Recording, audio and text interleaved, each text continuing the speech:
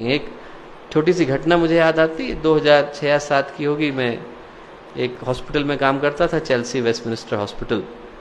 लड़का आया रात के वक्त, 27-28 साल का रहा होगा, और बहुत पढ़ने में बहुत कुशाग्र बुद्धि, कैम्ब्रिज उसने टॉप किया था, बहुत अच्छी जगह से था, दिखने में भी काफ़ी डायनेमिक पर्सनैलिटी थी उसकी। और पिता उसके लंदन के सबसे रिच लोगों में से एक थे, जो वहाँ की 3 सबसे टॉप स्काई स्क्रैपर से उसमें से एक को ओन करते थे। बड़ा रिच बैकग्राउंड था। और लड़का जब तक 26-27 का हुआ, उसको कोकेन लेने की आदत पड़ गई। तो क्या है, कोकेन लेता था। अब कोकेन लेने में क्या होता है कि एक आदत पड़ जाती है, एक बीमारी हो जाती है जिसको हम लोग बोलते हैं लिलीपुशियन हेलुसिनेशन। लिलीपुट से शब्द आया है।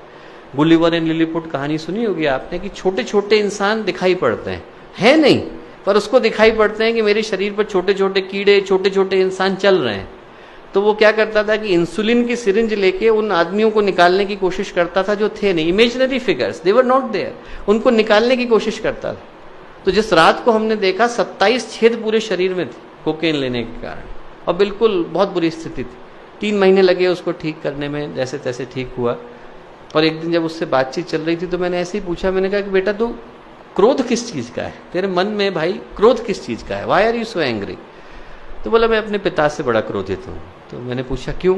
बोले आप एक सामान्य व्यक्ति की कल्पना करो, 18 साल का होता है तो एक एजुकेशन के लिए ट्राई कर रहा है, एजुकेशन मिल गई तो जॉब के लिए ट्राई कर रहा है, जॉब मिल गई तो फैमिली के लिए ट्राई कर रहा है, ऐसा आदमी ट्राई करता है, घर बन जाए सब।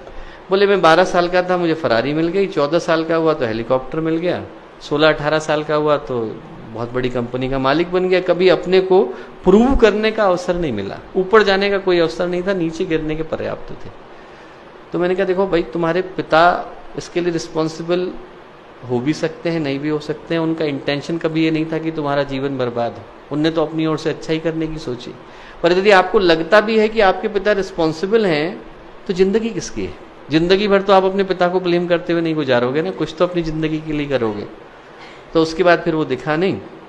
3-4 साल के बाद उसने साउथ अफ्रीका से एक पत्र लिखा और कहा कि साहब आपने जो बात कही तो बड़ा दिल में गहरे चुभ गई, और मैं पूरे विश्व की यात्रा पर निकल गया। बोले विश्व की यात्रा पर निकला, भारत पहुंचा। भारत में बस्तर एक जगह है हमारे यहाँ शांति कुंज में, बहुत सारे भाई लोग बहन लोग वहाँ से हैं, छोटा सा स्थान है, वहाँ पहुंचा तो उसने देखा एक किसान है साहब, किसान जो है पसीने से लथपथ है, कपड़े भी पहनने को नहीं, 4-4 बच्चे हैं, और फैमिली मिलके अच्छे से एंजॉय कर रही है, खाना खा रही है, छोटी मोटी जो उनके पास चीज़ थी वो खा रही थी, गाना गा रही थी। उनने इसको भी बुला लिया, बोले तू भी खाना खा ले। तो वो जो आदमी था बड़ा बैठ गया, उसको लगा कि साहब मैं खाना खाने के लिए। उसने कहा कि इनसे पूछो, अपने इंटरप्रेटर से कहा, किसान से पूछो कि इतना खुश क्यों है, इसको पास कुछ तो है नहीं, पैसा है नहीं, क्यों खुश है? तो उसने उससे पूछा तो किसान ने जवाब दिया, उसने कहा कि साहब इनसे किसने कहा कि मेरे पास कुछ नहीं है? बोले मेरे पास परिवार है। और उसने प्रश्न बात सुनी, बोला मैंने तुरंत अगली फ्लाइट लंदन की पकड़ी, लंदन पहुंचा, और पहुंच करके सबसे पहले अपने पिता को गले लगाया। बोले हम दोनों फूट फूट करके 4 घंटे रोए। आदमी के अंदर इतना भाव भरा हुआ है, हमको पता नहीं चल पाता, हम लोग को लगता ही नहीं, हम कभी पूछ ही नहीं पाते। हम छोटे छोटे होते हैं, अपने माता पिता से जिद कर देते हैं कि साहब आप एंड्रॉइड लेके आओ, कभी ये नहीं पूछते कि साहब आपकी छोटी सी जॉब है, लाओगे कैसे? हमारी इच्छा है, हमारी इच्छा के लिए दूसरे को तड़पना पड़ता है। कई बार हम अपने बच्चों से आशाएं कर बैठते हैं, पर हमें नहीं पता होता बच्चा इस आशा को पूरा कैसे करेगा।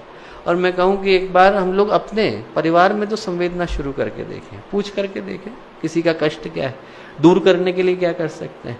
दूर करने के लिए हम सब कुछ नहीं कर सकते, पर भावनाएं तो दे सकते हैं।